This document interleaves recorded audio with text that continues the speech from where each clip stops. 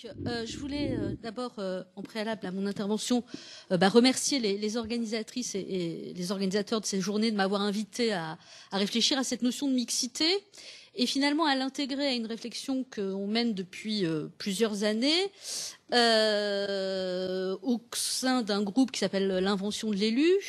Et c'est vrai que les résultats que je vais présenter ici sont aussi le produit d'une réflexion collective, d'une enquête qui a été menée depuis 2001 sur la mise en œuvre de la loi sur la parité et en particulier des travaux que j'ai engagés, donc je fais un petit peu de publicité là, avec Catherine Achin notamment sur la question de la parité en général, mais aussi plus particulièrement avec comme terrain d'étude la ville de Paris, le Conseil de Paris, sur le enquête qui est encore en cours et qui avait été commencée en 2001, qui s'est poursuivie en 2008 et en 2014 avec, j'y reviendrai, ce fameux duel de dames. Alors dans le cadre de ces travaux, les notions de parité ou de mixité ou de diversité, j'allais dire, n'ont pas été pensées en tant que telles dans leur acceptation, je dirais, théorique, normative, politique. On n'a pas véritablement travaillé sur les débats sur la parité au sens philosophique du terme. Réjeanne Sénac avait travaillé aussi plutôt là-dessus, mais on a plutôt, en tant que sociologue du politique, plutôt travailler sur la mise en œuvre d'une politique publique. C'était en fait un peu notre interrogation, avec l'idée de savoir est-ce qu'une mise en œuvre d'une politique publique comme la politique publique institutionnelle de la parité pouvait avoir des effets sur un espace qui est un espace relativement stable, qui est l'espace politique. Donc comment une loi pouvait transformer les règles du jeu politique. Donc c'est à partir de ces réflexions que nous avons travaillé. Autour de deux questions, alors j'ai pas tous les commentaires, donc je vais les reprendre sur mon truc. À partir de deux questions, une première question sur effectivement est-ce que la loi sur la parité a permis de transformer le recrutement politique et je dirais d'aller vers plus de mixité. Et la deuxième question, c'était sous en gros cette apparence de mixité, est-ce que finalement on n'assiste pas à une réaffirmation de l'ordre politique genré. Alors, si l'adoption de la loi sur la parité a suscité beaucoup de débats, une fois qu'elle a été adoptée, ce qu'on peut dire, c'est que cette loi fait l'objet aujourd'hui d'un relatif consensus. C'est vrai que les acteurs politiques ont au début commencé à dire qu'ils ne trouveraient pas de femmes pour mettre sur les listes. Et puis finalement, ils se sont habitués. Et aujourd'hui, j'allais dire, il y a peu d'acteurs politiques qui contestent cette loi. Il faudrait ajouter, par exemple, que la loi a été régulièrement renforcée, qu'aujourd'hui, les dispositifs paritaires, par exemple, pour les conseils départementaux, je vais y revenir, sont extrêmement stricts et que il y a peu de débats, et y compris lorsque cette loi est étendue à d'autres dispositifs, on a évoqué ce matin les conseils d'administration, il y a peu de débats aussi, et la loi sur l'égalité femmes-hommes de 2014 a par exemple été adoptée sans voix contre, même si la droite s'est abstenue.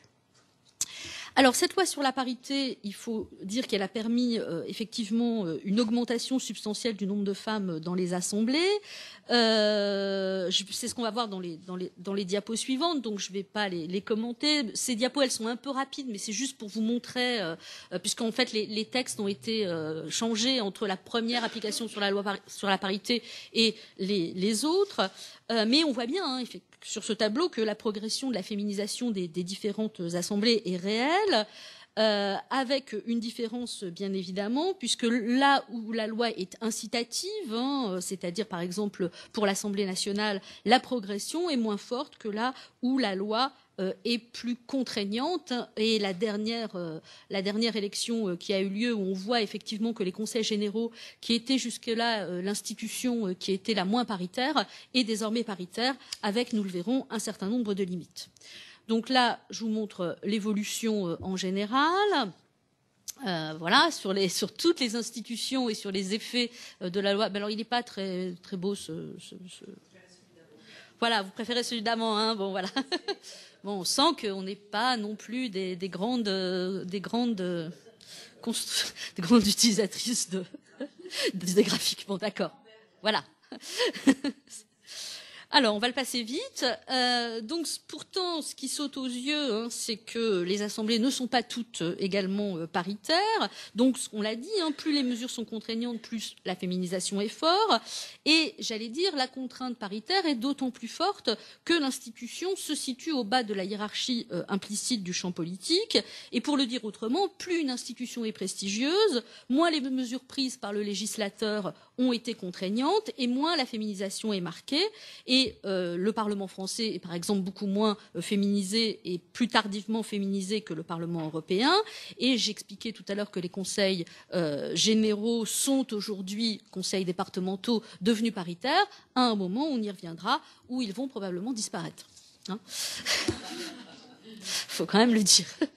Donc, il y a cette hiérarchie hein, du jeu politique et donc une forme qui est maintenue et qui est préservée. Hein, plus on monte dans cette hiérarchie implicite, moins le recrutement et voilà. On constate aussi, et on l'a évoqué ce matin, que le plafond de verre est aussi respecté. Donc évidemment, on a un espace mixte, mais qui reste quand même ségrégué d'une façon forte, notamment en termes d'exécutif, puisque j'ai rappelé quelques chiffres ici. Hein. Les femmes représentent près de 50% des conseillères régionales, mais seulement 7% des présidentes de région, 50% des conseillères départementales, avec un S, ça aurait été mieux. Mais c'est pas grave, excusez-moi. Et elles sont seulement 5% à présider cette assemblée.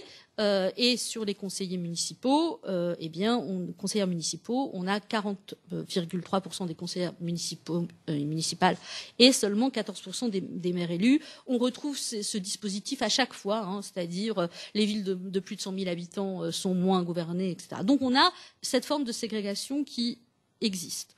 On ajoutera aussi, et c'est relativement connu, hein, que l'espace reste ségrégué, j'allais dire, horizontalement, hein, puisqu'à cette logique de plafond de verre s'ajoute une division sexuée du travail, qui est conforme aux logiques sociales de division sexuée des tâches, et ce, y compris à Paris, hein, qui est un bon élève de la parité. J'ai pas mis toutes les délégations sur les slides, mais l'égalité femmes-hommes, la jeunesse, les affaires scolaires, bref, tout ce que relève un peu du bras gauche de l'État, comme dirait Bourdieu, est confié à des femmes, tandis que les transports, les finances, le sport restent confiés à des hommes. Et on verra que ça a des conséquences aussi en termes de professionnalisation politique, puisque ces domaines techniques permettent une professionnalisation politique, alors que les questions uniquement traitées par les femmes relèvent de leur naturalité et ne leur permettent pas d'accéder ensuite à une professionnalisation politique. Alors, cette mixité sexuée apparente et limitée n'a pas permis la mixité sociale, puisque la féminisation, elle est imparfaite, mais elle n'a pas bouleversé les logiques sociales du recrutement politique. Dans les instances les plus hautes, hein, comme à l'Assemblée nationale, les femmes restent, comme le montre Luc Rouban, davantage issues des classes supérieures que les hommes, donc il y a une sursélection sociale des femmes. Nous avions travaillé avec Catherine Achin sur les femmes énarchesses députées, qui sont des oiseaux rares, des oiselles rares, et ces énarchesses ont aussi des carrières, sont davantage dotées en capital social. Par exemple, elles peuvent être filles de ministres. Vraiment, elles ont un gros. Enfin, par exemple, on peut aller à Martine Aubry ou à Frédéric Bredin ou à Anne-Marie Hydrac, hein, qui sont dotées de ressources politiques extrêmement fortes et qui finalement ont des carrières politiques beaucoup plus incertaines. Au Conseil de Paris, hein, on constate que la sursélection sociale joue de la même manière. Alors là, pour le coup, les hommes et les femmes sont sursélectionnés socialement. C'est notamment ce qu'on a montré dans notre dernière enquête. On pourrait revenir aussi sur l'élection présidentielle, sur la trajectoire de Ségolène Royal et sur les ressources personnelles dont elle dispose, qui sont finalement assez conformes à celles dont disposent les candidats et les élus à ce poste, hein, et notamment son origine bourgeoise et sa trajectoire par l'ENA. Et à l'inverse, alors c'est peut-être le seul petit bémol, hein, ce qu'on constate, c'est que dans les instances qui sont les instances les moins valorisées de l'espace politique, eh bien, les femmes subissent à la fois la domination masculine et sociale, c'est-à-dire qu'elles sont davantage, et ça c'est les résultats d'un rapport du Haut Conseil à l'égalité, donc qui constitue une sorte de faille hein, dans les instances locales, puisque les femmes, elles sont souvent issues de secteurs médico-sociaux plus populaires que les hommes, et donc elles subissent une double domination qui est une domination à la fois masculine et sociale. Alors ça tient aussi à un phénomène qu'on avait étudié dans le cadre de l'invention de l'élu et sur lequel je vais revenir, qui tient notamment à la pratique des faiseurs de liste, hein, qui vont aussi choisir des femmes d'un type particulier, je dirais, des femmes sur lesquelles ils sont susceptibles de conserver un leadership masculin. La diversité, alors effectivement, hein, ce qu'on a constaté, et on n'est pas la seule, hein, je pense aux travaux de Martina Avanza sur 2008, dans les espaces les plus concurrentiels, et on le voit aussi au gouvernement, alors même si c'est un espace un peu particulier, puisque c'est vraiment la volonté du prince, un gouvernement et pas une élection, les femmes représentent aussi les minorités. Hein, en 2008, quand on l'a étudié, et en 2014, c'est toujours le cas. Hein, on a mis quelques petites statistiques sur 9 élus qui appartiennent aux minorités racialisées en 2008, 8 sont des femmes. En 2014, 14 élus issus des minorités racialisées, 13 sont des femmes. Mais là aussi, on pourrait imaginer qu'il y a une utilisation stratégique de ces élus. Hein, ça permet de faire une pierre deux coups, je dirais, hein, c'est-à-dire de ne pas prendre deux places pour les femmes. Alors il faudrait aussi revenir hein, à d'autres mécanismes sur pourquoi on valorise aussi les femmes. Ça permet aussi de faire une pierre deux coups hein, en montrant des femmes intégrées, etc. par rapport aux garçons arabes. Hein, je vous renvoie aux travaux là-dessus. Alors c'est voilà donc une mixité imparfaite hein, et j'allais dire un ordre politique maintenu hein, puisque la féminisation de la vie politique eh bien, c'est fait en quelque sorte avec une mixité limitée, et cette mixité sexuée n'a pas brisé, à mon avis, le monopole masculin, blanc, bourgeois et hétérosexuel sur le champ politique, et ce, hein, d'autant plus, je l'ai dit, que l'on monte dans la hiérarchie politique. On pourrait même dire que cette féminisation, elle s'est accompagnée d'un renforcement de l'ordre genré, et c'est ce que l'on va voir maintenant. Alors, donc la loi sur la parité a-t-elle finalement renforcé l'ordre genré en politique?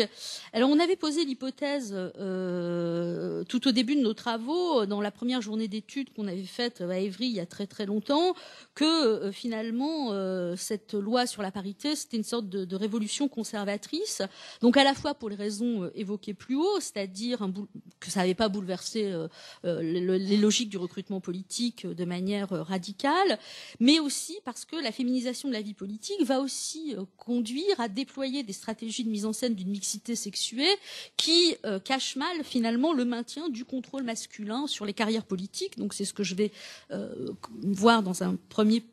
Et puis d'un autre côté, je verrai que du côté des représentations, la présence des femmes en politique a conduit à deux mécanismes qui sont un peu contradictoires et que je vais essayer de décrire. D'un côté, on a eu une sorte de condamnation des mauvais discours, même s'ils continuent à s'exprimer, hein, des mauvais discours au sens des discours explicitement sexistes, et en même temps, dans les processus plus subtils de co-construction des identités politiques, eh bien, on a un resserrement hein, sur des logiques de genre. Alors, très rapidement, ce qu'il faut dire, c'est qu'à rebours des stratégies de contournement de la loi sur la parité, il y a aujourd'hui, hein, ce que je disais, une bonne volonté paritaire. Hein. La parité se donne à voir, donc elle se donne à voir au gouvernement, hein, notamment. Par exemple, on ne peut pas imaginer aujourd'hui qu'un gouvernement ne soit plus paritaire. Hein. C'est un enjeu de la modernité politique. Si on prend le cas de Paris, hein, en 2014, on a eu effectivement ce fameux duel de dames qui a conduit à une surexposition des deux candidates. Hein. Je vous les mets pour le plaisir. Voilà, ça c'est vraiment le duel de dames. Hein. On n'a jamais été autant interrogé avec Catherine Achin sur ce duel de dames. C'est comme si on commentait un combat de catch dans la boue. C'était vraiment tout le temps, on nous demandait et alors, comment elles vont se battre, elles vont sortir les griffes. Enfin, c'était vraiment voilà. Donc on avait vraiment cette dimension-là qui était importante, mais le contrôle s'opère toujours sur les carrières politiques, sur les carrières des femmes en politique, puisque il y a justement hein, au niveau, on évoquait les faiseurs de liste, hein, il va y avoir toute une logique, notamment pour les municipales, y compris en province, de contrôle en quelque sorte des listes par les faiseurs de listes, avec hein, cette idée qui avait été défendue par Stéphane Latté, qui disait que finalement hein, les filles restaient dans la cuisine et que, enfin dans les dépendances, les hommes étaient à la cuisine, ou alors les hommes étaient sur scène et les filles restaient, voilà, non, les filles étaient sur scène et les hommes restaient à manipuler derrière. Et c'est vrai qu'on a vu beaucoup ça notamment dans les terrains provinciaux que l'on a pu faire. Donc au début, cette instrumentalisation, elle est très présente dans les entretiens. Alors je vous ai mis cet entretien sur justement la nécessité d'avoir des filles jeunes et jolies. Donc ça c'est voilà, il y a certaines femmes qui nous disent même en politique, si tu veux réussir, il faut que tu aies un souteneur. Hein, donc comme ça. C'est voilà. Alors ce contrôle est parfois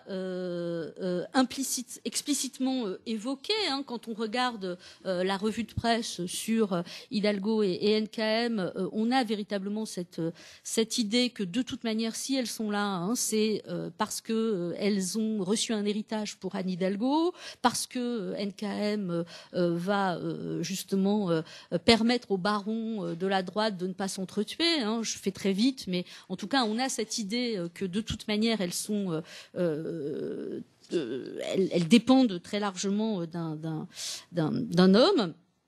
Et j'allais dire, quand on regarde un peu les équipes de campagne, hein, on constate aussi que ces deux candidates, elles sont entourées d'hommes. Hein, elles sont principalement entourées d'hommes. Alors, on n'est pas encore très au point sur la sociologie des équipes de campagne, mais on voit vraiment que c'est voilà. Alors, s'agissant maintenant de la co-construction des identités politiques, un autre mécanisme qui limite la mixité politique et préserve cette mixité affichée et permet justement de maintenir cet entre-soi masculin, c'est un mécanisme qui joue sur la co-construction des identités politiques légitimes, avec l'idée un peu rapide, je dirais, que les femmes sont-elles autorisées et s'autorisent-elles à endosser des rôles politiques qui ont été construits par les hommes et pour les hommes. Et on constate d'abord que, bien que sanctionnés, hein, il reste aujourd'hui du sexisme en politique, hein, donc des stratégies d'exclusion. Alors là, je vous ai mis l'affaire Duflot, avec ce tweet très très élégant de Samuel Lafont, donc membre du bureau national de l'UMP et de l'UNI, donc sur l'affaire Cécile Duflot, mais on pourrait rappeler hein, la récente affaire de Najat Vallaud-Belkacem. Oui, je vois même 2 minutes même. Voilà, donc ça on va passer rapidement. Et l'idée, hein, c'est que ça renforce l'ordre politique genré, puisqu'il y a des choses plus insidieuses que ces attaques sexistes et qui sont révélatrices d'un mouvement plus profond, donc qui se joue autour de l'identité impossible des femmes politiques. Ce processus de construction des identités politiques est le produit d'interactions subtiles entre les journalistes, le personnel politique, les communicants qu'il faudrait interroger. Mais l'idée, hein, c'est de montrer que, on l'évoquait aussi ce matin sur le monde du travail, hein, qu'il existe des traitements stéréotypés des femmes en politique, donc qui ont été montrés par Marie-Joseph Bertini, mais aussi par Marianne Conguli, Delphine Dulon, etc.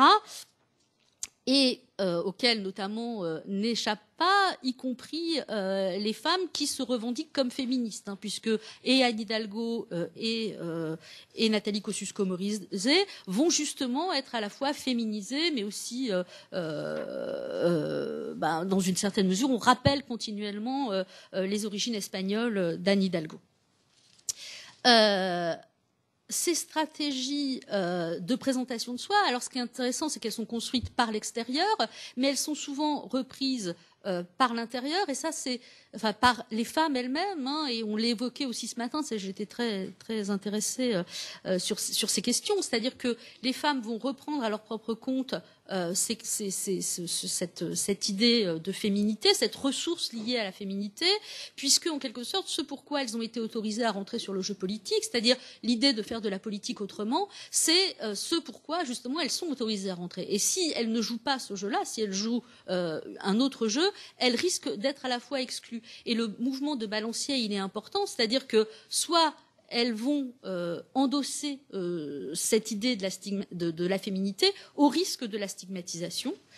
Et voilà, je voulais vous donner l'exemple de Nathalie Kosciusko-Morizet qui se définit comme féministe et qui, en même temps, sur son site de campagne, est obligée de publier la recette du gâteau au chocolat pour montrer à quel point elle est une bonne mère. Je vais terminer sur Marine Le Pen, parce que effectivement, y compris Marine Le Pen, elle va, et là c'est une stratégie qui la sert, c'est-à-dire qu'elle va jouer, pour le dire vite, la femme politique, et cette introduction de la féminité va lui servir dans sa stratégie d'euphémisation du discours, c'est-à-dire qu'elle va jouer sur cette euphémisation du discours. Voilà, alors je vais vous donner ça parce que ça vous l'avez sûrement pas vu, hein, mais par exemple dans ce reportage sur Paris Match, parce que beaucoup d'étudiants me disent mais Marine Le Pen elle fait pas sa fille. Je dis si justement elle fait sa fille, et quand elle fait sa fille c'est aussi dans une stratégie, une forme d'euphémisation, hein, pour montrer qu'elle aussi elle est beaucoup plus douce, notamment que son père. Comment ? On lit pas assez Paris Match, hein, vous voyez. Alors, l'ensemble de ces mécanismes, là c'est maîtrisé, donc bon. Non, c'est dans les questions. Même à la pause, on peut. On est hyper forte, hein. Nous, on est là. Nous, on lit elle, on lit. Ouais. Ce reportage, donc, ce reportage, oui, excusez-moi, je vous m'ai troublé du coup. Et donc, on peut conclure, et j'aurais dépassé de 2 minutes, finalement que l'ensemble de ces mécanismes contribuent finalement à une apparente mixité, puisque si les femmes réussissent à investir l'espace politique, l'ordre politique reste un ordre extrêmement genré, et l'entre-soi masculin qui régit les règles du jeu politique ne semble pas véritablement menacé jusqu'à aujourd'hui. Merci.